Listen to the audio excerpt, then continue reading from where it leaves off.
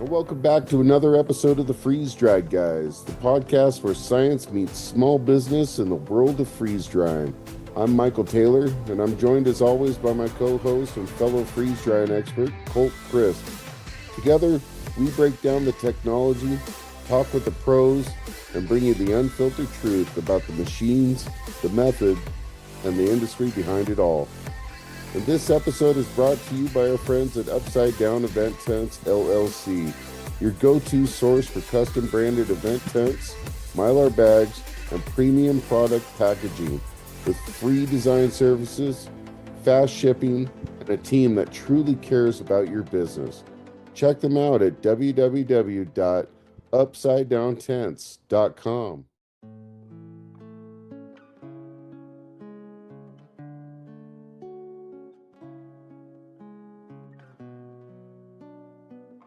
Hey, this is Mykal Taylor and Colt for the Freeze Dried Guys. Today's episode's gonna flip the mic around on Colt here, and we're gonna ask 10 questions to pick Colt's brain on all the machines that are out there, basically all the tabletop units, everything from the Harvest Right, Cryonaut, the defreeze, StayFresh, and might even touch on the Blue Alpine a bit, but anyways, we're going to break down the pros and cons basically of each one. And if at the end we'll come up with our number one pick, so to speak.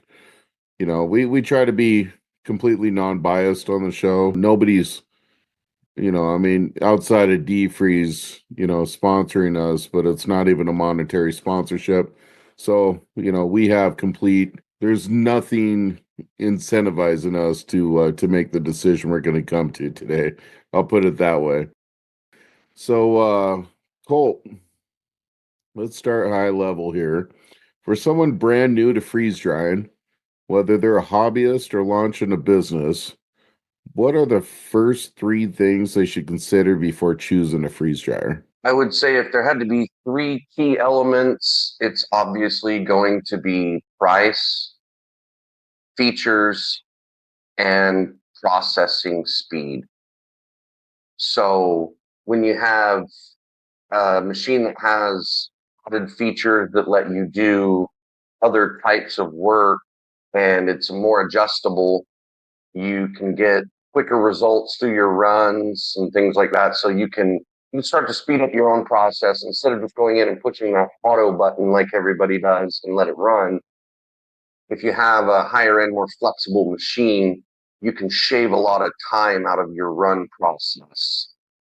So there's the operational side where, it's your runtime, but also obviously, introductory price, what people are looking for, specific budget. So yeah, I'd say those are probably, the three main areas that they're looking at. What's interesting about a freeze dryer is it's not like any other appliance.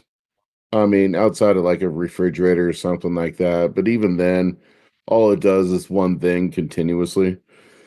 With the freeze dryer, most people are running those machines, as often as possible, and those pumps are going for, months on end. And so, with freeze dryers, I would say that, what are you going to use it for also should apply to that. Is this going to be a business operation? Or are you just trying to do a residential thing where you're freeze drying your garden? You know, because there might be different use dynamics, that are applicable to which brand you choose. So yeah, there's some very valid points. I appreciate that question. Well, let's start off with the defreeze first. You've been very involved with the defreeze during its development. What makes this machine technically unique compared to other consumer or prosumer models? And give us the pros and cons that you see of this unit as far as how it relates to either business or personal use. So I would say, as for the pros in the defreeze, you have an advanced cooling system. So the pressure to the refrigerant is flexible. It is not always at full pressure. It runs a TXV valve. So it takes less energy to create a better cooling effect. So you're saving a lot of energy there. Also, with the defreeze, you have removable shelves. So if you wanted to run a taller item than what was normal, they've made that a possibility, which is a big thing in the industry for people, whether you're going to run big candy or as far as, a bone sample in a lab, that large piece can also fit. There's also a lot of differences in the defreeze, like the software and design. It's completely flexible to the point where you can actually adjust how quickly you want it to apply the heat, and you'll be able to control the vapor pressure. So that's going to allow you to dry specific types of items that you wouldn't normally be able to, I guess you would say, properly, because sometimes, yes, you can apply too much vacuum and compromise a product.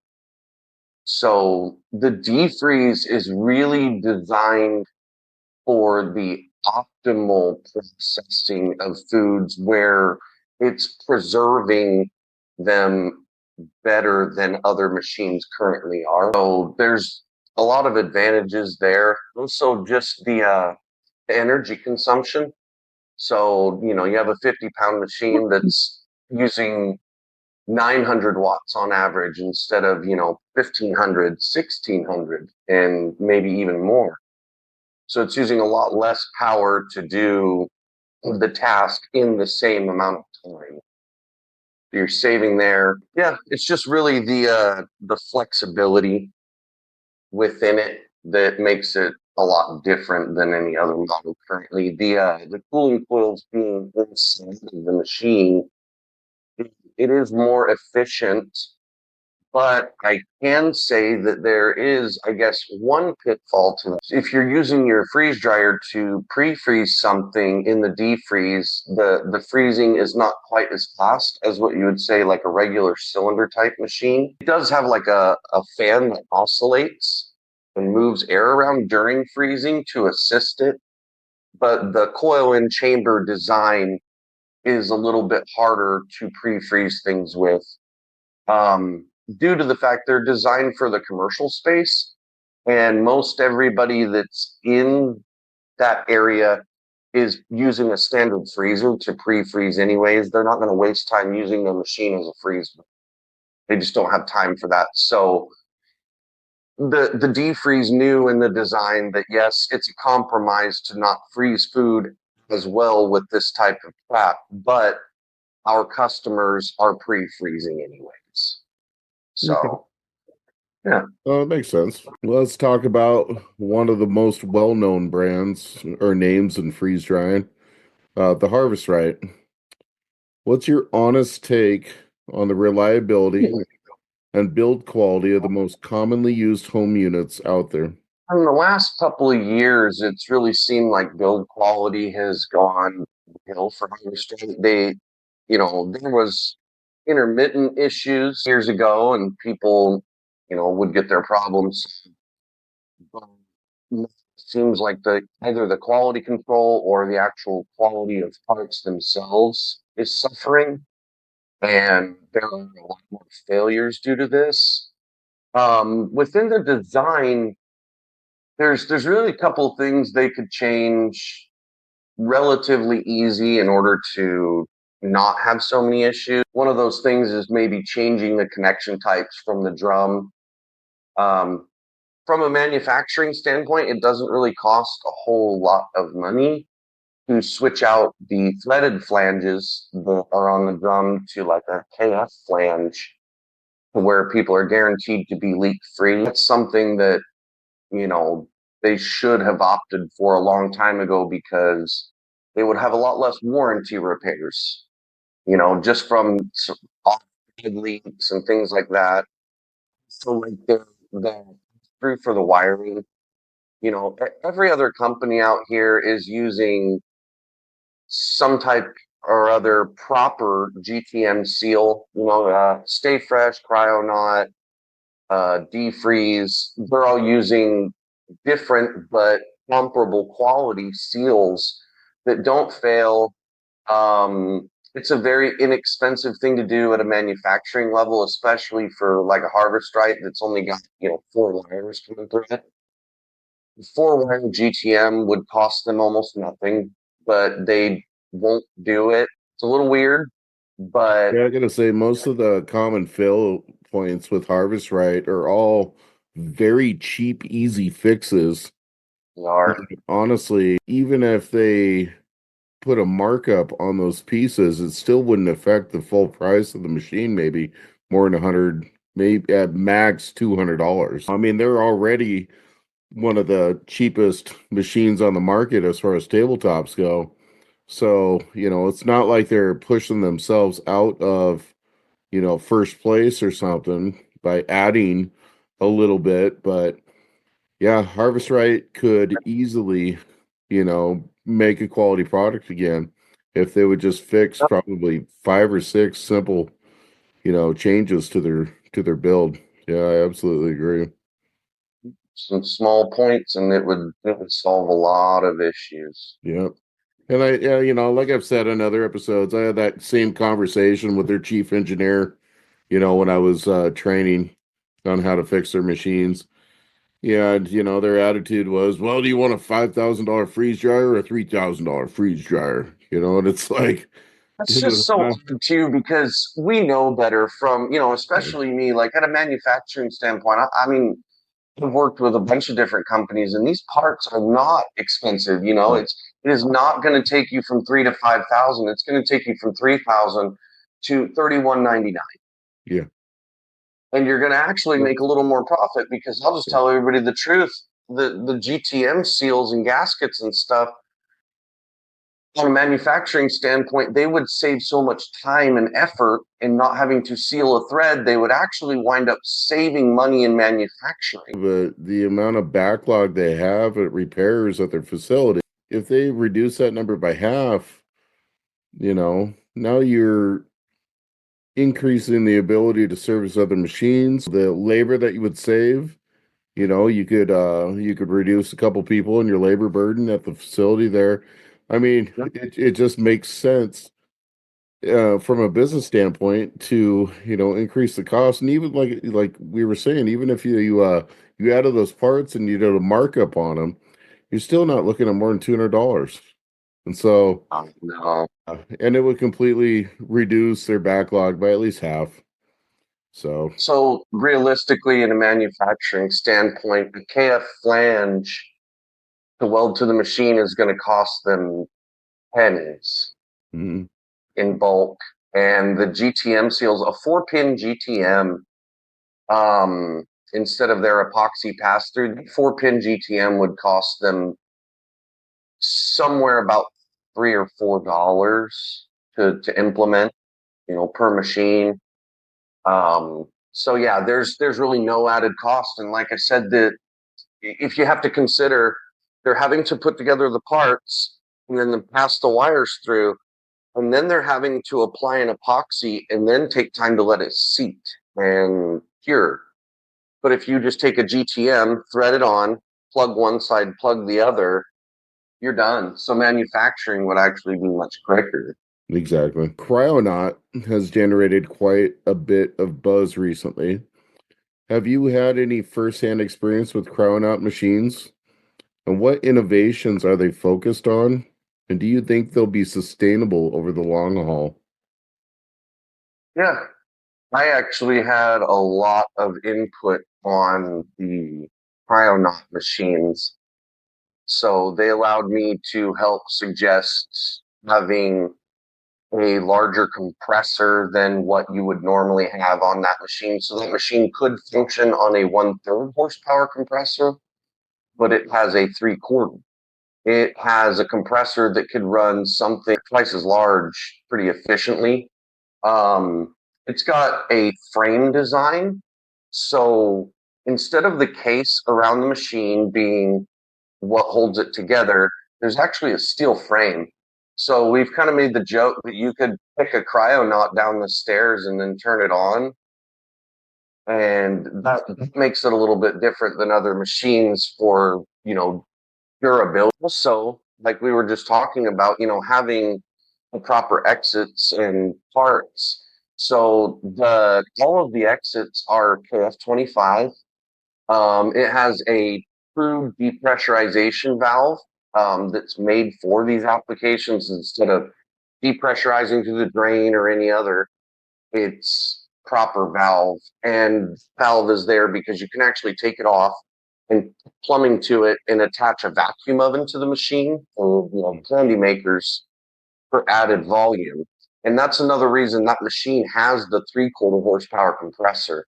Mhm. It's built to back up a vacuum oven. Nice. So it also has the individual tray heating, so you're not just pushing heat to every tray. It's oscillating the heat to keep them Yeah. even. Which is nice, Um, like the candy makers, because now they don't have to worry about that top tray, bottom tray, because if it can for that, independently, it's very consistent. warm higher than the other ones to maintain that balance equally, then boom, there you go. Also, the Cryonaut, I also helped suggest the pump, which is the DRV series, the large gas ballast pumps.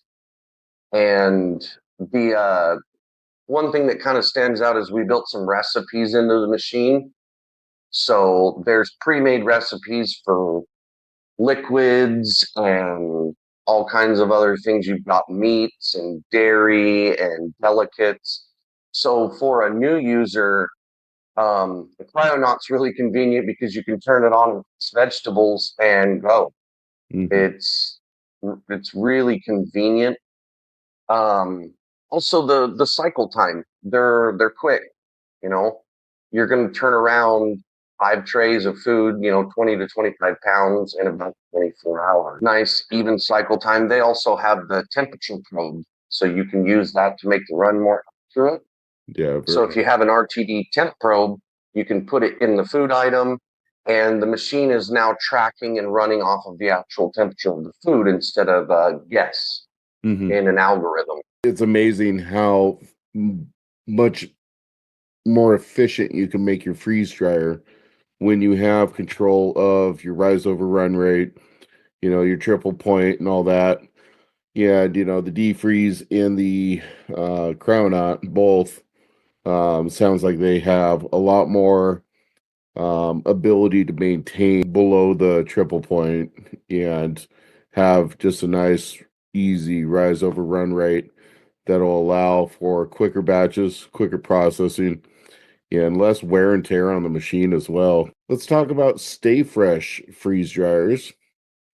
So, for small business operators or those stepping up from entry level units, what kind of value, design, or performance does StayFresh bring to the table? So StayFresh is another company that allowed me to put in a lot of help and input in the machine. The StayFresh is just a rock solid performer. I guess personally, I wouldn't say it's the prettiest machine out there, just a nice gray front, nothing fancy about the screen. But when it comes down to perform, they will consistently do, a full load of food in 24 hours in like the standard size machines. They will do every day consistently and never fail. They're they're built really well. They're a little bit more simplified in the build compared to like Cryonaut, but the actual parts and the way that they're designed is pretty proper. They come off with KF to the drum. They've got a full KF drain. And it's a hard drain line instead of some like flippy hose, that other companies utilize. It also has a proper depressurization. So the advantages of the Stay Fresh is really simplicity and performance for the price. You really do get a lot of performance out of that machine for what you're paying for it. The Stay Fresh machines nearly double the capacity of a Harvest Right machine per run because they're quick. They process a run in so much less time For instance, standard StayFresh unit will put out more dried food by weight daily than a harvester large, even though it's 60% of the size. Mhm. So it's just quick. I've come to find that some people think it's more difficult to operate a StayFresh than a harvest right. But then when you teach them how to operate the StayFresh, they soon find that it's actually easier. Mhm. So it's just that switch. There's so many people that have had HR machines that anything different is difficult. Yeah. But then once they understand that they have more power and more processing, they're not running the same way anymore. So when you teach them how to operate and shave time out of the run, they start to really see the advantage then. Customer support can make or break the ownership experience. Which brands are truly standing behind their machines post sale, and which ones are frustrating their users with poor service? Well, we've seen the issues with HR customers not really getting their problems resolved the way that they think that they should. As for StayFresh, they've so far have had a really good record customer service. They've always taken care of people. If somebody were to be shipped a machine and it was damaged in any way during shipping, they immediately just turn around and replace the machine. Other companies tend to not do that. They say, oh, well, it's a little bit dented or whatever, but it's still functional. But yeah, they do a lot better job about taking care of people and making sure that their needs feel fulfilled. If they're having problems, they're quick to respond. Yeah. Yeah, I was gonna say it's not hard to have great customer service in this industry, but I will say that a lot of it does boil down to the craftsmanship of the machine, Like, to where, like, for example, Stay Fresh. I've scoured, Facebook or, anywhere to get bad reviews or, things going on with that machine. And, I've only met one person who's ever had, issues with it, but out of how many thousand machines that have been sold, so you're gonna tell me your failure rate is, under 1%, most likely, then that's a pretty rock solid performer. So, and I don't care what machine's on the market, something's gonna have a problem, at some point. But knowing that you're gonna be taken care of and knowing that, a business going to do the right thing, should be well regarded in this industry because, you know, I mean, there's one that I know off the top of my head that, could give a crap less if your machine is broken. All you are to them is a nuisance unless you're gonna, fork them over hundreds of dollars because your warranty's expired. Then you're a client. Let's go on to the next one here. Cycle time and throughput are critical for business owners.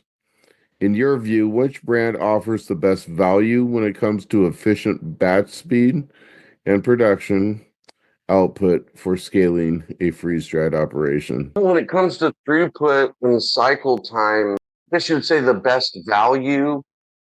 It's really hard to pin that down to one company. If you look at it dollar for dollar, quickly you're going to process you over a long time. If you look at the effect of running, let's say, a defreeze machine, um, faster cycle times, plus it's using less power. Yeah. So when you really take in the whole scope of it, and instead of just saying how fast can it be done, Hmm. how much energy am I using, the combination, I would say that would probably put defreeze out front for processing throughput time, and it would put Cryonaut right next to it or just right below in throughput time. So it's pretty similar there, but I guess the best value overall, if you looked at the median of it all, processing time and features and flexibility, you're probably going to land somewhere right about like the Cryonaut, just because of price, like entry price versus, so if you look at an Alpha, that's a $4,500 machine, runs 20 to 25 pounds of food, but it's going to do quick cycles. Hmm. And they're also working on the Titan model, which will run conservatively 50 pounds up to like 65.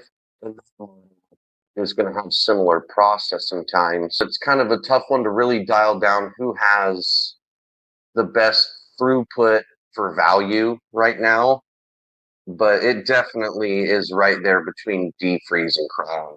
Okay. Well, let's get into materials and build quality. What construction materials are being used across these machines, and where are you noticing quality sacrifices, particularly to consumer grade operations?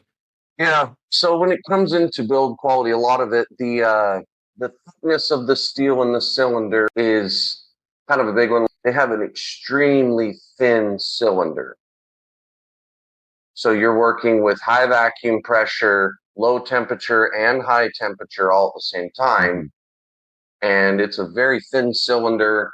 It's not something that I would suggest doing. You really need to have a good thick stainless cylinder and like a 316 stainless steel, high quality stainless. Also, when it comes to sacrifice, if you're using a bunch of threaded points instead of using KF flanges and, actual industry parts, that's a bit of an issue, I guess, in my point of view, because the accessibility to the right parts is always there.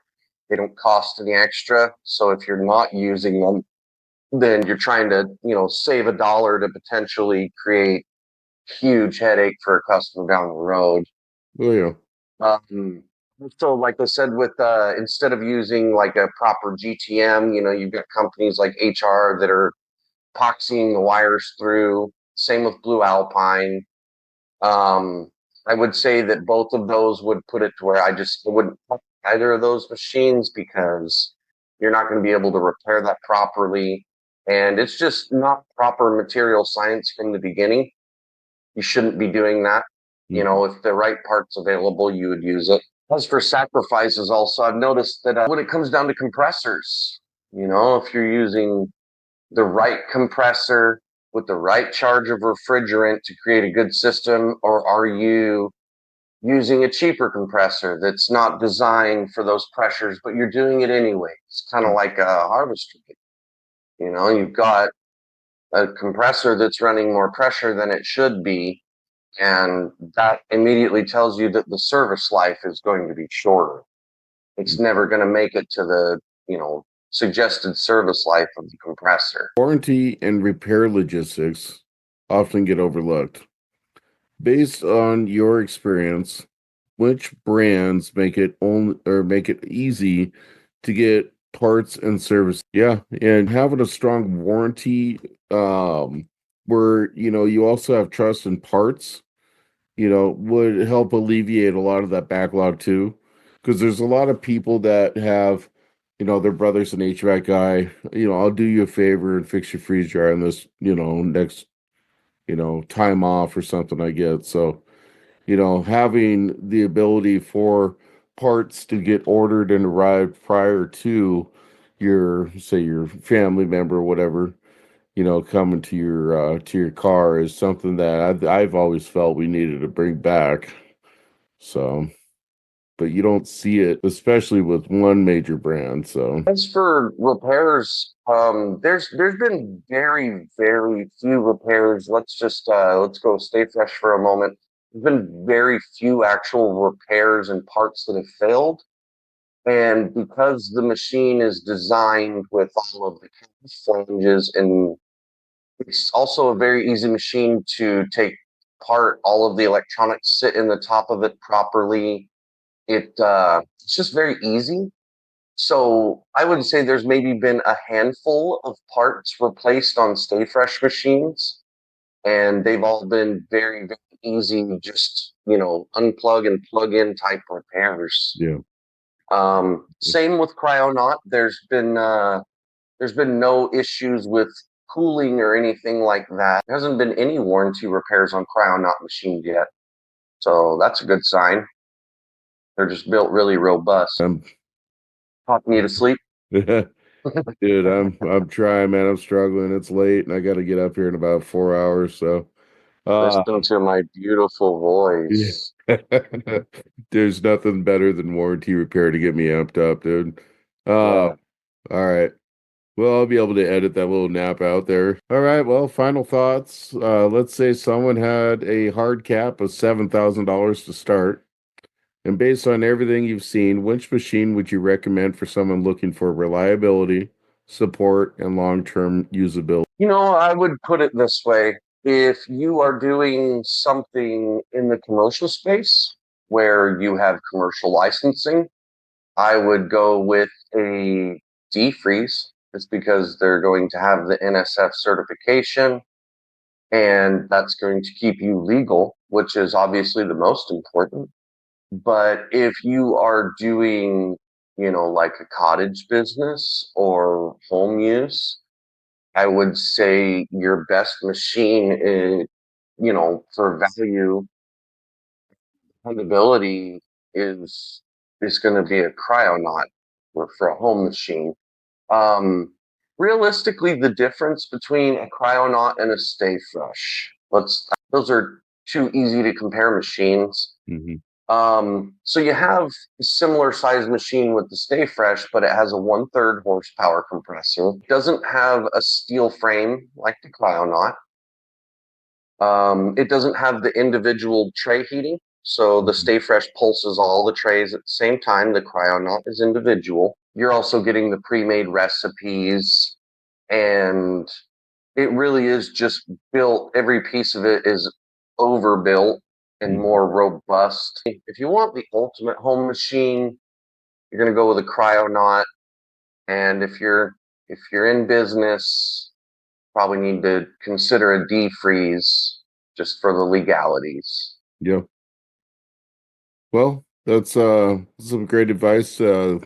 Thanks, Colt, for sharing your expert opinion on each of these models, and as well as Well, being able to break down and articulate, the pros and cons of them. I guess before we go, I'd like to throw in a little bit more about the Blue Alpine design and why I wouldn't suggest that. Just a quick rundown. It doesn't have the KF25 plumbing that the rest of the industry. I've made that a standard.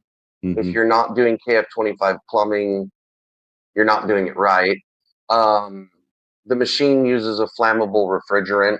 It's a propylene, which just for safety, I wouldn't suggest.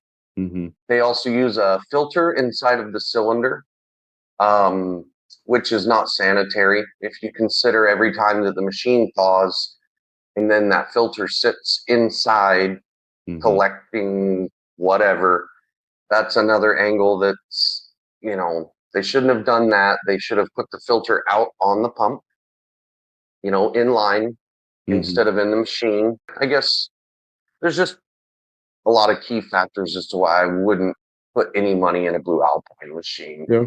Yeah, you said the drum was really, really thin too. Very There was a picture that they quickly hid that showed the stock pots they were using. thin. Uh, That's too yeah, funny. Yeah, the picture of they're using an actual cooking stock pot to create a high vacuum cylinder yeah, instead of spending the money to have somebody weld them a steel cylinder that will survive that much vacuum. yeah. I will say this about Blue Alpine. As much as I don't like their build, I will say their customer service and the ability to get a hold of them if you have an issue is They, probably one of the best. Uh, they do shine there. They've got great customer service. if that's what you need, and you're not too worried about, burning your house down or, your drum. collapsing or something. Implode. Blue Alpine is got great customer service. So, well, anyways, thanks everybody for listening to the Freeze Dried guys. Again, I'm Mykal Taylor, and this is Colt, Crisp, and we're on every single major streaming platform, YouTube included now. So feel free to like, subscribe, share our podcast. The more we can share, the better we are as far as being able to get our message out to the masses. And again, I want to say thank you to our sponsors, and I hope everybody has a wonderful night. See ya. See you, everybody. Thanks for tuning in to another episode of the Freeze Dried Guys. I'm Colt Crisp, and we appreciate every one of you for being part of this growing freeze drying community. If today's episode gave you value, be sure to like, follow, and subscribe on Spotify, Apple Podcast, Podbean, and YouTube. And a big thank you to our sponsor, Upside Down Event Tents LLC. For custom branded event tents, Mylar bags, and premium package designed to make your products pop, head over to www.upsidedowntents.com. They offer free design, free shipping, and the kind of service every small business deserves. That's www.upsidedowntents.com. Check them out and tell them the Freeze Dried Guys sent you.